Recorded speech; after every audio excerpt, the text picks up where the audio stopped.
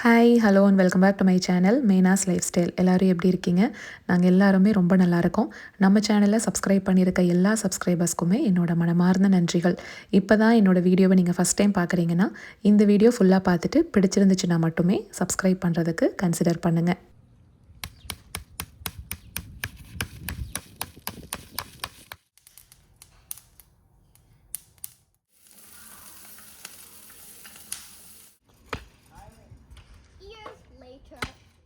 இந்த விலாகில் என்ன இருக்க போகுது அப்படிங்கிறத கிளிம்சஸ் மாதிரி முன்னாடியே காமிச்சிட்டேன். ஸோ இன்ட்ரெஸ்ட் இருக்கவங்க மட்டுமே தொடர்ந்து பாருங்கள். இன்ட்ரெஸ்ட் இல்லை அப்படின்னா இப்போவே நீங்கள் ஸ்கிப் பண்ணிக்கலாம். சண்டே அன்னைக்கு ஒரு ஃபுல் டே விலாக் மாதிரி எடுத்திருந்தேன். கூடவே கொஞ்சம் ரெசிபீஸும் இன்க்ளூட் பண்ணியிருக்கேன். அதுக்கப்புறம் பின்னாடி இந்த ராக்ஸ் எல்லாம் போடுற வேலை இருக்குது பார்த்தீங்களா, அது அந்த ஒரு வாரம் முழுக்க சாயந்தரம் கொஞ்சம் நேரம் அந்த வேலையெல்லாம் பண்ணணும். அதையுமே இதில் இன்க்ளூட் பண்ணியிருக்கேன். கார்டன் சாயில் ஃபஸ்ட்டு கொஞ்சம் போட்டுட்டு அதுக்கப்புறம் செடியை கீழே லூசன் பண்ணிவிட்டு செடியை இறக்கி திரும்பவும் மண் போட்டு வச்சிட வேண்டியது தான். சரியான காற்றுங்க அன்னைக்கு. குட்டி அதை எடு, குட்டி போகிறாங்க, போயிடுச்சு பாரு, எடு. மா நீ என்னம்மா பண்ணுற? இன்னொரு பேக் எடுத்துக்கலாமா? போதுமா தங்கம்? முகில் அந்த அந்த ரோஸ் எடுத்துட்டு வா. அப்பாட்ட கொண்டு வந்து கொடு.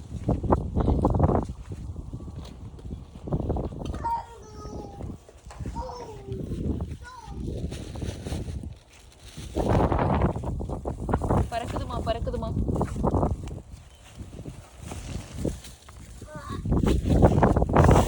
பரவாயில்ல, விடுங்க. காற்று சவுண்டு உங்களுக்கு கேட்டிருக்கும்னு நினைக்கிறேன். சரியான காற்று. செடியெல்லாம் வச்சுட்டு முழிச்ச மேலே கொட்டியாச்சு. வீட் பேரியர் ஷீட்டு இன்னொன்று விரிக்கணும் இல்லையா, அதையுமே உங்களுக்கு வீடியோ எடுத்துடலாம் அப்படின்ட்டு பார்த்தேன். அந்த செடியோட ஷேப்புக்கு ஏற்ற மாதிரி மேலே வச்சு லைட்டாக கட் பண்ணிவிட்டு அப்படியே நெயில் பண்ணிட்டோம். ஆனால் என்னென்னா காற்று பலமாக அடித்ததுனால நானும் அவரும் 2 பேரும் சேர்ந்து அதை பிடிக்கிற மாதிரி இருந்தது. ட்ரைபாடு நிற்க மாட்டேன்ட்டுருச்சுங்க, காற்றுக்கு கீழே விழுந்துகிட்டே இருந்தது. அதனால் அதை வீடியோ எடுக்க முடியலை.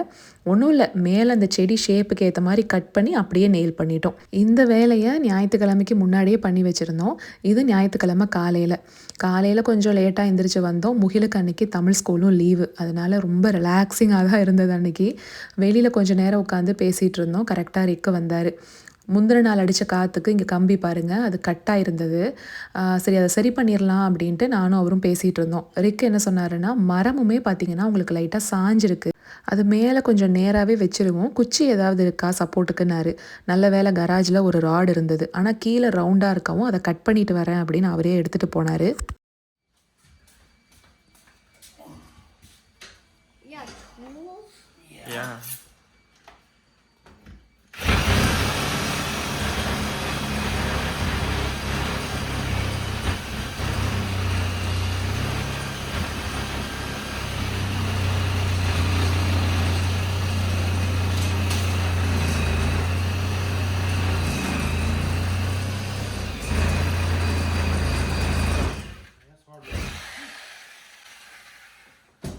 I think you can break it up now. Yeah, I think so, yeah.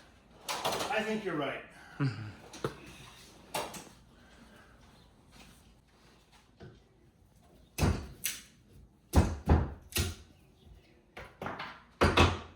That'll be good. Now, we'll take it and... This is how wood looks like? Yeah. We're gonna inside, brother. Oh, it's very hot. It's very hot. Inside வந்துரு. It's very hot here. Garage பார்த்தீங்களா, ரிக்கோடது எவ்வளோ சூப்பராக maintain பண்ணியிருக்காருன்னு. Counter top பலப்பலன்னு இருக்கும், நீட்டாக வச்சுருப்பாருங்க. எனக்கு ரொம்ப பிடிக்கும் அவரோட கராஜு. அந்த டூல்ஸ் அண்ட் எக்யூப்மெண்ட்ஸ் எல்லாம் ப்ராப்பராக எங்கெங்கே வைக்கணுமோ அதுக்குன்னு ஒரு இடம் கொடுத்து நல்லா ஆர்கனைஸ் பண்ணி வச்சுருப்பாரு.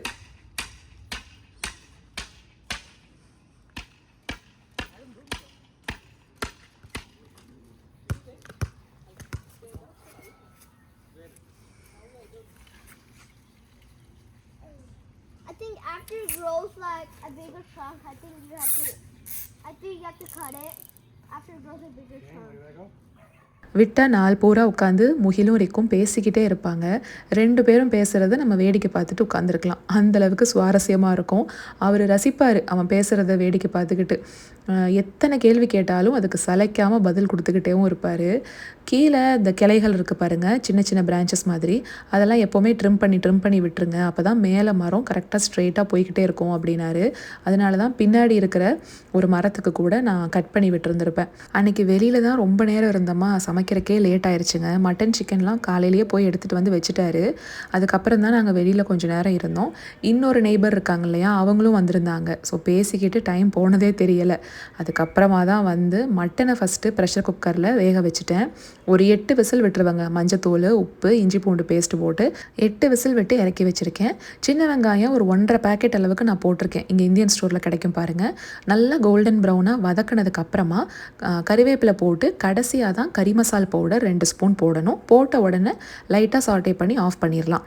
அது அங்கே ஆறிட்டுருக்கு. இங்கே இன்னொரு பேனில் நம்ம வேக வச்சுருக்க மட்டனை உள்ளே சேர்த்துட்டு ஆற வச்சுருக்கோம் பாருங்கள், அந்த வெங்காயத்தை அப்படியே அரைச்சிக்கலாம். அரைச்சி இதில் சேர்க்க போகிறோம். மட்டன் வேக வைக்கும் போதே இஞ்சி பூண்டு பேஸ்ட்டெல்லாம் போட்டிருக்கேன் அப்படிங்கிறனால திரும்பலாம் தேவைப்படாது. தண்ணியை மட்டும் வடிச்சிட்டு முதல்ல மட்டனை போட்டு ஒரு 2 நிமிஷம் வதக்கிக்கலாம். இங்கே இன்னொரு பேனில் என்ன பண்ணியிருக்கேன்னா, பெரிய வெங்காயம், பச்சை மிளகாய் 2, கறிவேப்பிலை, இஞ்சி பூண்டு பேஸ்ட்டு, ஒரு தக்காளி, இதெல்லாம் நல்லா இங்கே வதக்கி எடுத்துக்கணும். 1.5 டீஸ்பூன் அளவுக்கு கல்லுப்பு சேர்த்து நல்லா வதக்கிக்கலாம். மூடி போட்டு வச்சுட்டா சீக்கிரமாகவே வதங்கி வந்துடும். இங்கே வெங்காயத்தை அரைச்சி இப்போது அந்த பேஸ்ட்டை இந்த மட்டனில் சேர்க்க போகிறோம். தண்ணி குழம்பு அப்படிங்கிறனால தண்ணி நிறைய சேர்க்கணுங்க. அப்போ தான் தண்ணி குழம்பு மாதிரி இருக்கும், இல்லாட்டி கிரேவி மாதிரி ஆயிரும். மட்டன் வேக வச்ச தண்ணி இப்போ நான் சேர்க்க போகிறேன். கூடவே இன்னும் ஒரு 2-3 கப் தண்ணி சேர்த்து நல்லா கொதிக்கட்டும். இது கடைசியாக தான் இதில் தேங்காய் அரைச்சி விடணும்.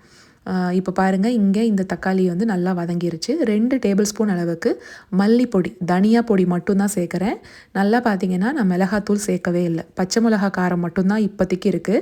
தனியாத்தூளோட பச்சை வாசனை போகணும். அதுக்கு 1/4 டம்ளர் தண்ணி சேர்த்து மூடி போட்டு வச்சுருக்கேன். அதுக்குள்ளே ப்ரெஷர் குக்கரை கழுவிக்கலாம், ஏன்னா இதில் தான் சாப்பாடு வைக்கணும். இப்போது கறி மசால் பவுடர் அப்படின்னா என்னன்னு கேட்பீங்க. அந்த ரெசிபி ஏற்கனவே நம்ம சேனலில் இருக்குது. ஹோம் மேட் மசாலா பவுடர்ஸ் அப்படிங்கிற டாப்பிக்கில் போய் பார்த்தீங்கன்னா ப்ளேலிஸ்ட்டில் உங்களுக்கு இருக்கும். இப்போது இங்கே சிக்கனை சேர்த்துக்கலாம். லெக் குவார்ட்டர்ஸ் தான் நான் எடுத்திருக்கேன், 1 LB. மட்டனுமே 1 LB தாங்க குவான்டிட்டி. 2மே இந்தியன் ஸ்டோரில் வாங்கினது தான். மூடி போட்டு வச்சிடலாம். சிக்கனோட தண்ணியிலேயே அந்த சிக்கன் வேகணும். இங்கே பாருங்கள் மட்டன் எந்த அளவுக்கு சாஃப்டாக வெந்திருக்குன்னு. நல்லா மசிஞ்சு போகிற அளவுக்கு வெந்திருக்கும். அப்படியே பஞ்சு மாதிரி இருக்கும். 1 டேபிள் ஸ்பூன் அளவுக்கு தேங்காய் பூ எடுத்தால் போதும். அதை நல்லா பேஸ்ட்டாக அரைச்சி இதில் சேர்த்துக்கலாம். மறுபடியும் ஒரு 1/4 டம்ளர் மட்டும் தண்ணி சேர்த்து நல்லா அது நுரக்கட்டி வரும்போது தாளிப்பு நான் சேர்க்க போகிறேன். அதுக்கு முன்னாடி 1/2 டீஸ்பூன் உப்பு, 1/2 டீஸ்பூன் கரம் மசாலா. உப்பு நான் மட்டன் வேக வைக்கும் போதும் போட்டிருந்தேங்க, பத்தலைன்னு சொல்லி இப்போ சேர்த்துக்கிட்டேன். தாளிப்புக்கு 3 வரமிளகாய் எடுத்திருக்கேன். கடுகு, கறிவேப்பிலை, வரமிளகாய், இதை மட்டும் உள்ளே கொட்டிடலாம். மட்டன் தண்ணி குழம்புக்கு இந்த தாளிப்பு இருந்தால் தான் ரொம்ப டேஸ்ட்டாக இருக்கும். கடுகு கண்டிப்பாக நாங்கள் சேர்த்துக்குவோம். உங்களுக்கு வேண்டான்னா நீங்கள் அவாய்ட் பண்ணிக்கலாம். சிக்கன் இங்கே நல்லா வெந்துருச்சு. இப்போ நம்ம என்ன சேர்க்க போகிறோன்னா, 1 teaspoon சோம்புத்தூள், 1 teaspoon garam masala, 1 teaspoon மிளகுத்தூள், 1 டீஸ்பூன் சீரகத்தூள். இந்த 4 பவுடர் தாங்க இந்த சிக்கன் பெரட்டலுக்கு ரொம்ப டேஸ்ட்டாக இருக்கும். சிக்கன் சுக்கா அப்படின்னு கூட சொல்லிக்கலாம். கடைசியாக கொத்தமல்லி தூவி நல்லா ட்ரையாக வர வரைக்கும் வறுத்து எடுத்துக்கிட்டோன்னா இது வேறு லெவலில் டேஸ்ட்டாக இருக்கும். நீங்கள் வந்து மிளகு, சீரகம், சோம்பு 3ஐயும் வறுத்து கூட பொடி பண்ணி நீங்கள் சேர்த்துக்கோங்க. லஞ்ச் ரெடி ஆயிடுச்சு. சண்டே லஞ்ச் இது தான். ஒயிட் ரைஸ், சிக்கன் சுக்கா, மட்டன் தண்ணி குழம்பு. எனக்கு வந்து எப்போவுமே வெஜிடேரியன் சமைக்கிறத விட நான்வெஜ் சமைக்கிறது ரொம்ப ஈஸியாக தெரியுங்க. வேலை சீக்கிரம் முடிகிற மாதிரி இருக்கும். ஏன்னா அந்த காய்கறி கட்டிங் வேலை அப்படிங்கிறது பெருசாக நமக்கு இருக்காது இல்லையா. மட்டன் சிக்கன் கடையிலேயே கட் பண்ணி கொடுத்துட்றாங்க. இன்னும் வெங்காயம் தான் நம்ம கட் பண்ணுற மாதிரி இருக்கும். அதனால் எனக்கு எப்போவுமே சண்டே அன்னைக்கே சமையல் சீக்கிரம் முடிகிற மாதிரி இருக்கும்.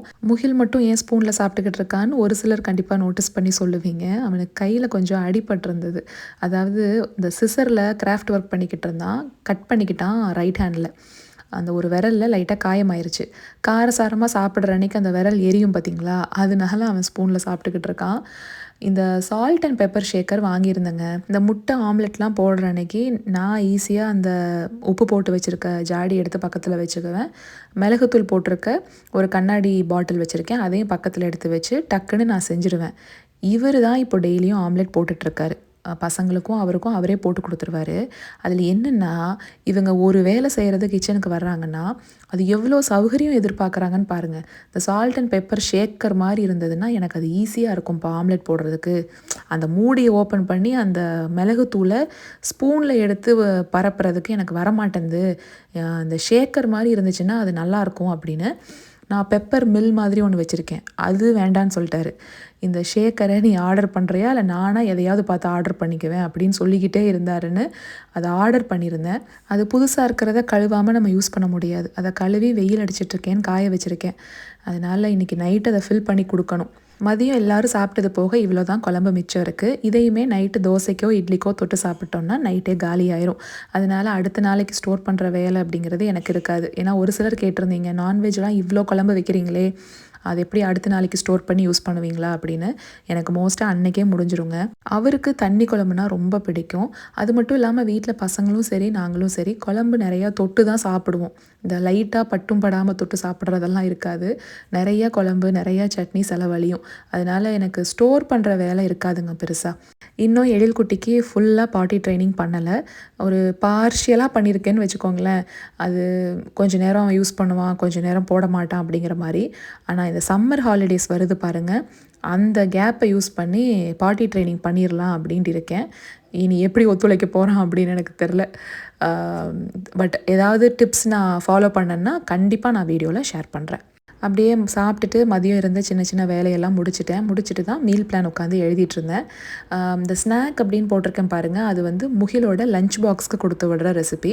ஸோ லஞ்ச் பாக்ஸ் அப்படின்னு எந்த ஒரு காலமும் இல்லைங்கிறனால ஸ்நாக் அப்படின்னு கொடுத்துருக்க காலமை நான் லஞ்ச் பாக்ஸ் ரெசிபீஸ்க்காக யூஸ் பண்ணிக்கிட்டேன். இப்போ எனக்கு மட்டும் நான் மீல் பிளான் ரெடி பண்ணுறேன் அப்படின்னா சண்டே நைட்டு கூட பொறுமையாக நான் பண்ணுவேன். அப்படி இல்லைன்னா எந்த நேரம் தோணுதோ அப்போ நான் பண்ணி வச்சுக்குவேன். ஆனால் இப்போ நான் பின்டு கமெண்ட்ஸில் ரெகுலராக சண்டே கொடுக்குறேன்னு சொல்லிட்டேன் இல்லைங்களா, அதனால அதுக்கு முன்னாடியே நான் ரெடி பண்ணணும். அதுதான் ரெடி பண்ணிகிட்டு இருந்தேன்.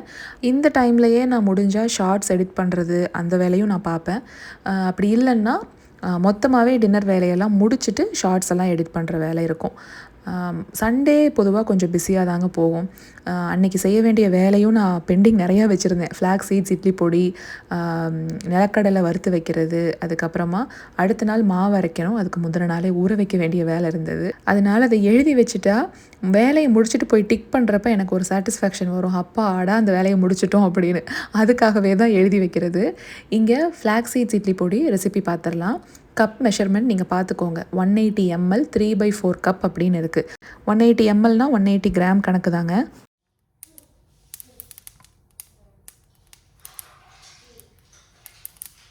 அந்த மாதிரி படன்னு பொரிஞ்சு வரணும். அது வரைக்கும் ஃப்ளாக் சீட்ஸை வறுத்து எடுத்து வச்சுக்கலாம்.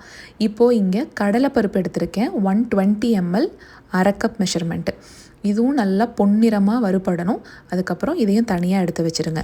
இதே கப்பில் கருப்பு உளுந்து நான் எடுத்திருக்கேன். உங்களுக்கு வெள்ளை உளுந்து இருந்தால் கூட நீங்கள் அதை எடுத்துக்கலாம். நான் கருப்பு உளுந்து சேர்த்துக்கிட்டேன். இது வந்து முழு பருப்பாக இருக்குது என்கிட்ட. உடைச்சது இருந்தால் கூட நீங்கள் அது சேர்த்துக்கோங்க. இதுவும் 1/2 கப் 120 ml கணக்கு. அதுக்கப்புறமா வெள்ளை எள் எடுத்திருக்கேன். 1/4 கப் மெஷர்மெண்ட்டு 60 கிராம். இதுலேயுமே நீங்கள் கருப்பல் சேர்த்துக்கிறதுனாலும் தாராளமாக சேர்த்துக்கலாம். வெள்ளை எள்ளும் நல்லா படப்படன்னு பொரிஞ்சு வரும். தனியாக எடுத்து வச்சுருங்க. எள் எடுத்த அதே கப் மெஷர்மெண்ட்டில் துவரம்பருப்பு நான் எடுத்திருக்கேன். அதையும் வறுத்து எடுத்து வச்சுக்கலாம். 1 டீஸ்பூன் மிளகு, 1/2 டீஸ்பூன் சீரகம் வறுத்து தனியாக எடுத்துட்டு 1/4 கப் பொட்டுக்கடலை இதையும் நல்லா வறுத்துக்கோங்க. இப்போ காரம் உங்களோட சாய்ஸ் தாங்க. நான் நீளமாக இருந்த ஒரு 5-6 மிளகாயை கட் பண்ணி சேர்த்துருக்கேன். இது காரம் கம்மியாக தான் இருக்கும். இந்த மிளகாய் வறுக்கிறதுக்கு மட்டும்தான் கொஞ்சமாக எண்ணெய் சேர்த்தேன். மற்ற எதுக்குமே நான் எண்ணெய் சேர்க்கலை. ஒரு கையளவுக்கு கருவேப்பிலையும் போட்டு வறுத்து தனியாக எடுத்து வச்சுக்கலாம். கட்டி பெருங்காயம் இருந்ததுன்னா கட்டி பெருங்காயத்தை நீங்கள் எண்ணெயில் இதே மாதிரி வறுத்து எடுத்து வச்சுக்கோங்க. எல்லாமே கொஞ்சம் நேரம் நல்லா ஆறணும். ஆறுற வரைக்கும் வெயிட் பண்ணலாம்.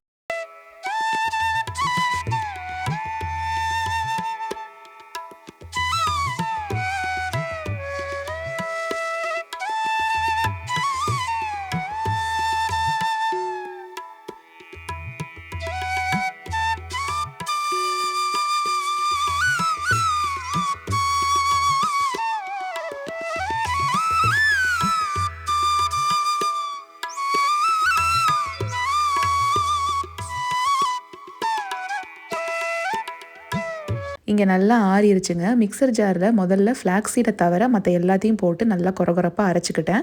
ஒரு 2 டீஸ்பூன் அளவுக்கு உப்பு, பெருங்காயத்தூள் 1 டீஸ்பூன் அளவுக்கு நான் சேர்த்துக்கிட்டேன். அந்த ஃப்ளாக்ஸ் சீடில் என்னென்னா நிறைய எண்ணெய் பசை ஏற்கனவே இருக்கும். அதனால் முதல்லையே நீங்கள் போட்டு அரைச்சிட்டிங்கன்னா பிசு பிசுன்னு ஆயிரும். அதனால் மற்ற இன்க்ரீடியன்ஸ் எல்லாம் ஃபஸ்ட்டு அரைச்சிக்கிட்டு கடைசியாக இந்த ஃப்ளாக்ஸ் சீட் போட்டு பல்ஸ் மோட்லேயே வச்சு பல்ஸ் பண்ணி எடுத்துக்கோங்க. நல்லா இந்த மாதிரி பவுடர் கிடச்சிரும். இன்னும் கொரகொரப்பாக வேணும்னா கூட நீங்கள் வச்சுக்கலாம். ஏன்னா இட்லி பொடி எப்போவுமே சில பேருக்கு கொரகொரப்பாக சாப்பிட்றதுக்கு பிடிக்கும். நைஸாக வேணும்னா கூட நீங்கள் பல்ஸ் பண்ணிக்கோங்க. ரொம்ப டேஸ்ட்டாக இருக்குங்க. இதே மெஷர்மெண்ட்ஸை ஃபாலோ பண்ணி பாருங்கள். இதில் உங்களுக்கு பூண்டு டேஸ்ட் பிடிக்கும்னா ஒரு 4-5 பல் பூண்டை தட்டி அதையும் நல்லா வறுத்து கூட பவுடர் பண்ணிக்கலாம். நான் வெல்லம் இதில் சேர்க்கலை. உங்களுக்கு வேணும்னா வெல்லம் கூட சேர்த்துக்கலாம். நான் பூண்டு எதுவுமே சேர்க்காததுனால வெளியிலேயே ஸ்டோர் பண்ணியிருக்கேன். 1 மாதம் வரைக்கும் கூட கெட்டு போகாது. இது 1 மாதத்துக்கு தாங்க வரும். ஏன்னா வீட்டில் நான் மட்டும்தான் அதிகமாக இட்லி பொடி சேர்த்துக்குவேன். நீங்கள் இட்லி தோசையோட தொட்டு சாப்பிடும்போது கூட நிறையா எண்ணெயோ நெய்யோ விட்டு சாப்பிடாதீங்க. ஏன்னா அந்த ஃப்ளாக்ஸ் சீடே கொஞ்சம் எண்ணெய் பசையோடு இருக்குங்கிறனால கொஞ்சமாக மட்டும் எண்ணெய் விட்டுக்கோங்க. அடுத்து 2-3 நாள் கழித்து இங்கே விட்லஸே போயிருந்தோம் ராக்ஸ் எல்லாம் பார்க்குறதுக்காக. லேண்ட்ஸ்கேப்பிங் ஸ்டோர் தாங்க இது. இது கடையெல்லாம் பார்த்தீங்கன்னா ஒரு ஃபார்முக்குள்ளே ஒரு கடை இருந்தால் எப்படி இருக்கும் அந்த மாதிரி தான் செட்டப் இருக்கும். டூல்ஸும் வச்சுருப்பாங்க. பொதுவாகவே இந்த லேண்ட்ஸ்கேப்பிங் பண்ணுறதுக்கு தேவையான விஷயங்கள் எல்லாமே இங்கே கிடைக்கும். நம்ம பட்ஜெட்டுக்குள்ளே வர மாதிரி இருக்குங்க. ஏன்னா ஹோம் டிப்போ லோவ்ஸ் எல்லாம் நம்ம போயிட்டோம்னா அங்கே பேக் கணக்கு தான். அதை பல்காக நம்ம வாங்கிட்டு போடும்போது ரொம்ப அதிகமாக காஸ்ட் ஆகும். எங்களுக்கு ஃப்ரண்ட் யார்ட்லேயே பார்த்தீங்கன்னா $600 வரைக்குமே வந்துருச்சு அந்த கல்லாம் போட்டது. ஸோ இப்போது பேக்யார்டில் நிறைய தேவைப்படுது. அது இன்னுமே ப்ரைஸ் அதிகமாயிரும். இங்கே different types of gravel, rocks, அதுக்கப்புறமா அந்த முல்ச்சு, மண் எல்லாமே நமக்கு கிடைக்கும். ஸோ இங்கே சாம்பிள் மாதிரி வச்சுருக்காங்க இல்லையா, கோடு போட்டுட்டு இந்த கோட் நம்பர் பார்த்து இல்லை நம்ம அந்த பேரை பார்த்து கூட நம்ம உள்ளே போய் நம்ம ஆர்டர் கொடுத்துக்கலாம். அது உள்ளுக்குள்ளே பார்த்திங்கன்னா அப்படியே மலை மாதிரி குமிச்சு வச்சுருப்பாங்க. இது எல்லாமே அந்த பேட்டியோ அவுட்டோர் டைல்ஸு, அதுக்கான சாம்பிள்ஸும் இங்கே வச்சுருப்பாங்க. அந்த கோட் நம்பரை அவங்கக்கிட்ட சொல்லி நம்ம ப்ரைஸ் எல்லாம் செக் பண்ணி பார்த்துட்டு கூட நம்ம ஆர்டர் கொடுத்துக்கலாம். ஏன்னா எவ்வளோ வருது அப்படிங்கிறத நம்ம முன்னாடியே கூட செக் பண்ணிக்கலாம். அந்த மாதிரி தான் நாங்கள் பார்த்துட்டு சொன்னோம். எங்களுக்கு 2 கியூபிக் யார்டு தேவைப்பட்டுச்சு. 1 கியூபிக் யார்டே கண்டிப்பாக 10 இருக்கும்னு தான் நினைக்கிறேன். ஆனால் 2 கியூபிக் யார்டு நாங்கள் ஆர்டர் கொடுத்தோம். இங்கே பாருங்கள், 3 வருமனும் 3 வாக்கில் நிற்கிறாங்க. 3 பேர் ஆனால் வேறு வேலை பார்த்துக்கிட்டு இருக்காங்க. இப்போ உங்களுக்கு உள்ளே போய் நான் காமிக்கிறேன் எப்படி குமிச்சு வச்சுருக்காங்கன்னு. இந்த ஸ்ட்ரெயிட்டாக இருக்கிறது ஃபுல்லாகவே மண், முல்ச்சு இதெல்லாம் கொட்டியிருக்காங்க. இன்னொரு பக்கம் முன்னாடியே இந்த ராக்ஸ் எல்லாம் இருக்கும். இது கொஞ்சம் நல்லா ரவுண்டாக ஃபுல் ஷேப்போட முழுன்னு இருக்கிற மாதிரி ராக்ஸு. இதுவுமே நல்லா தான் இருக்குது பார்க்குறக்கு. ஆனால் விலை அதிகங்க. இதோட ப்ரைஸ் நான் எக்ஸாக்டாக எனக்கு தெரியலை. நாங்கள் வாங்கினது $55 வந்துச்சு. 1 கியூபிக் யார்டு $55. நாங்கள் 2 கியூபிக் யார்டுக்கு ஆர்டர் கொடுத்துருந்தோம். டெலிவரி சார்ஜ் அப்படின்னு பார்த்தீங்கன்னா $100 வாங்கினாங்க. எனக்குமே கொஞ்சம் ஷாக்கிங் தான், என்னடா $100 அப்படின்னு. ஆனால் ஹோம் டிப்போவில் நம்மளே போய் பேக்ஸ் எல்லாம் எடுத்துகிட்டு வந்திருந்தோம் அப்படின்னா எக்கு தப்பாக எகிரி இருக்கும் ப்ரைஸு. இத்தனைக்கும் நம்ம கடைக்கு பக்கத்துலேயே இருக்கிறோம், இல்லை தூரத்தில் இருக்கோம், அந்த டிஸ்டன்ஸ் எல்லாம் அவங்களுக்கு மேட்ரே கிடையாது. இதை டெலிவர் பண்ணி இந்த மாதிரி எடுத்துகிட்டு டெலிவர் பண்ணுறதுக்கு கண்டிப்பாக $100 சார்ஜ் பண்ணுறாங்க. ஆனால் எல்லாத்தையுமே சேர்த்தே ரீசனபிளாக தாங்க எங்களுக்கு தெரிஞ்சது. நான் சொன்ன மாதிரி நாங்கள் ஃப்ரண்ட் யார்டுக்கு மட்டும் $600 செலவு பண்ணியிருக்கோம். இது அதை கம்பேர் பண்ணும்போது ரொம்ப ரொம்ப கம்மி தான். கொஞ்சம் அழகாக இருக்கிற மாதிரி இருக்கு இல்லைங்களா, முன்னாடி இருக்கிற கல் முழுன்னு. பின்னாடி பேக்யார்டில் தானே போட போகிறோம், அதனால அப்பியரன்ஸ் எப்படி வேணாலும் இருந்துட்டு போட்டோம். கல் மட்டும் கொஞ்சம் ஓரளவுக்கு பார்க்குற மாதிரி இருந்தால் ஓகே அப்படின்னு இதுதான் நான் இந்த டைம் சூஸ் பண்ணியிருக்கேன். பேர் பார்த்துக்கோங்க, வாஷ்ட் ரிவர் கிராவல் இதுதான். ஸோ இதில் 2 கியூபிக் யார்டு ஆர்டர் போட்டுட்டு வந்தாச்சு. பார்க்குறக்கு உங்களுக்கு கலர் இப்போ தெரியாது. நான் வீட்டில் செட் பண்ணதுக்கப்புறம் கடைசியில் உங்களுக்கு காமிச்சிருக்கேன். இதுவுமே தேவைப்பட்டிருக்காது தான். கட்டர்ஸ் இன்ஸ்டால் பண்ணலை அப்படிங்கிறதுனால மழை பெய்யும் போதெல்லாம் அந்த இடத்துல சேரும் சகதியுமாக ஆகும். அதுக்காக தான் மெயினாக கல் போடுறது. உள்ளெல்லாம் போய் வீடியோ எடுக்கணும் அப்படின்னாலும் போய் எடுத்துக்கலாம் அப்படின்னு தான் சொன்னார் அவர். என்னென்னா அந்த ஒரு கோட் மாதிரி வச்சுருக்காங்கல்ல, அது போட்டுட்டு நீங்கள் போங்க. ஏன்னா வண்டியெல்லாம் போகுது வருது, இப்போ கூட டெலிவரி பண்ணுறதுக்கு தான் போயிட்டுருக்காங்க. ஸோ நம்ம சேஃபாக இருக்கணும் அப்படிங்கிறதுக்காக அந்த கோட் வேணால் நீங்கள் போட்டுட்டு நீங்கள் போய் வீடியோ எடுங்க அப்படின்னாங்க. இல்லை பரவாயில்ல அப்படின்னு சொல்லிட்டு நாங்கள் வந்துட்டோம். அடுத்த நாளே டெலிவர் பண்ணிட்டாங்க. வீட்டுக்கு பக்கத்தில் வரும்போதே நமக்கு கால் பண்ணுவாங்க. ஏன்னா கேட்டுக்குவாங்க, டபுள் செக் பண்ணுவாங்க, இங்கே ட்ரைவேலேயே நாங்கள் ட்ராப் பண்ணிடலாமா அப்படின்னு. அவங்க உள்ள வரைக்கும் நமக்கு எந்த இடத்துல ட்ராப் பண்ணணும் அப்படின்னா அதுக்கு தனி சார்ஜஸ் போல். ஸோ நாங்கள் இல்லை நாங்களே பண்ணிக்கிறோம் அப்படின்னு சொல்லிட்டோம். என்ன ஆயிடுச்சு, அந்த வண்டி கொஞ்சம் பழைய வண்டியாம், அது ஸ்டக் ஆகிக்குச்சு.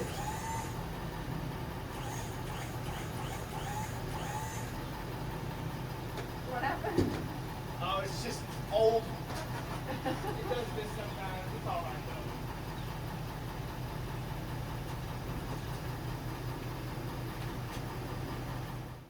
ஏன்னா இந்த வண்டிக்கு பேர் வந்து டம்ப் ட்ரெய்லர் அப்படின்னு சொல்லுவாங்க. மேலே இந்த மாதிரி ஃபுல்லாக ரைஸ் ஆகி கீழே வந்து கொட்டுறாங்கல்ல, அந்த ஹைட்ராலிக் லிஃப்ட் அங்கே வேலை செஞ்சால் தான் அது வந்து கரெக்டாக ஒர்க் ஆகும். அது ரொம்ப நேரமாக வேலையே செய்யலை. நான் வேறு எழுக்கிட்ட என்ன சொல்லிட்டேன், டம்ப் ட்ரக் வருது டம்ப் ட்ரக் வருது அப்படின்னு வேற சொல்லி வச்சதுனால அவனும் பார்த்துக்கிட்டே இருக்கான். எப்படா இந்த கல் கொட்டுவாங்க, கல் இருக்குங்கிறாங்களே, எங்கே கல்லையே காணோம் அப்படின்னு. அதுக்கப்புறம் ஒரு வழியாக அது ஒர்க் ஆயிடுச்சு. அப்புறம் கீழே கொட்டிட்டு அவர் கிளம்பிட்டார். இனி இதை வந்து பின்னாடி கொஞ்சம் கொஞ்சமாக எடுத்துகிட்டு போய் ராக்ஸ் எல்லாம் செட் பண்ணுறது தான் பெரிய வேலை. இன்னும் வந்து ஒரே ஒரு சின்ன வேலை மட்டும் இருக்குது. என்னென்னா அந்த எட்ஜிங் பண்ணணும். அது அவசியம் கிடையாது. ஆனால் பசங்க இருக்காங்கல்ல, அந்த லேண்ட்ஸ்கேப் எட்ஜிங் அப்படின்னு சொல்லுவாங்க. இதுக்கு நெயில்ஸ் தனியாக கொடுத்துருப்பாங்க.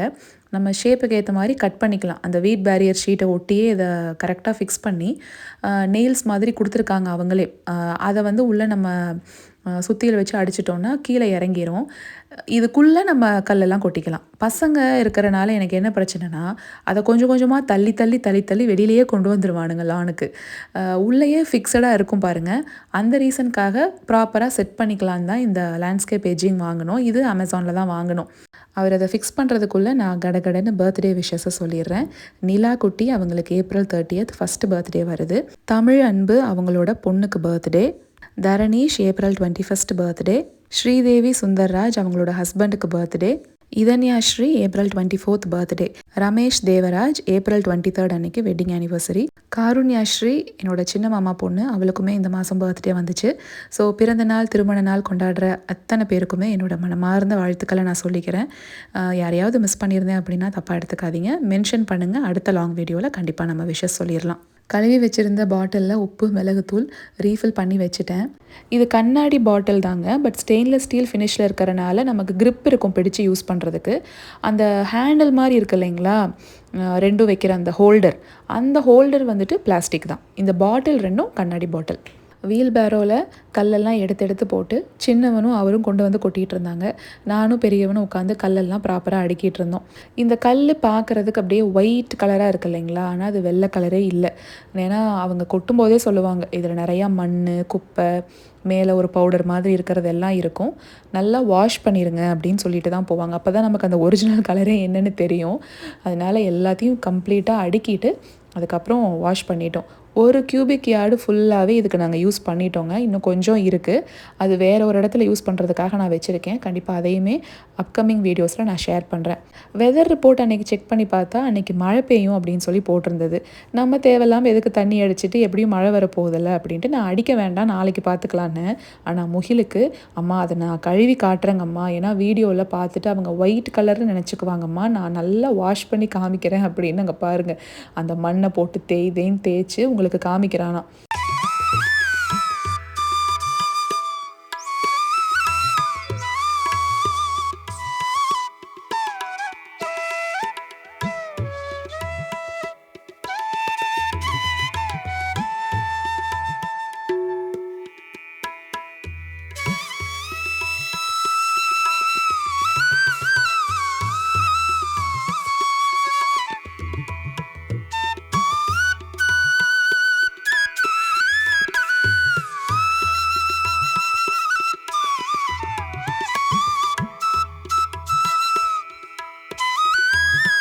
சிவப்பு, கருப்பு, கிரே இந்த மாதிரி எல்லா கலரும் கலந்து தான் இதில் இருக்குது. வெயில் அடிக்கும்போது அந்த ஓரத்தில் உங்களுக்கு காமிச்சிருமே பாருங்கள், ஒரு ஷைன் தெரியும். ரொம்ப நல்லா இருந்தது. இன்னும் கொஞ்சம் டெக்கார் பீசஸ், அதாவது அவுட்டோர் ஸ்டாச்சூஸ் அப்படின்னு சொல்லியே நமக்கு கிடைக்கும். அதெல்லாம் கொஞ்சம் பார்த்துக்கிட்டு இருக்கேன். எனக்கு எப்போவுமே கொஞ்சம் நிதானமாக அதெல்லாம் சர்ச் பண்ணி பார்த்து பொறுமையாக வாங்கி வைக்கிறதுக்கு தான் பிடிக்கும். அதனால அந்த வேலையில் இருக்கேன். எல்லாமே அப்கமிங் வீடியோஸில் நான் ஷேர் பண்ணுறேன் வாங்கினா. இந்த வீடியோ உங்களுக்கு பிடிச்சிருந்துச்சு அப்படின்னா ஒரு லைக் மட்டும் கொடுங்க. நம்ம அடுத்த வாரம் வேறு ஒரு vlogல பார்க்கலாங்களா? Until then, tata, bye bye.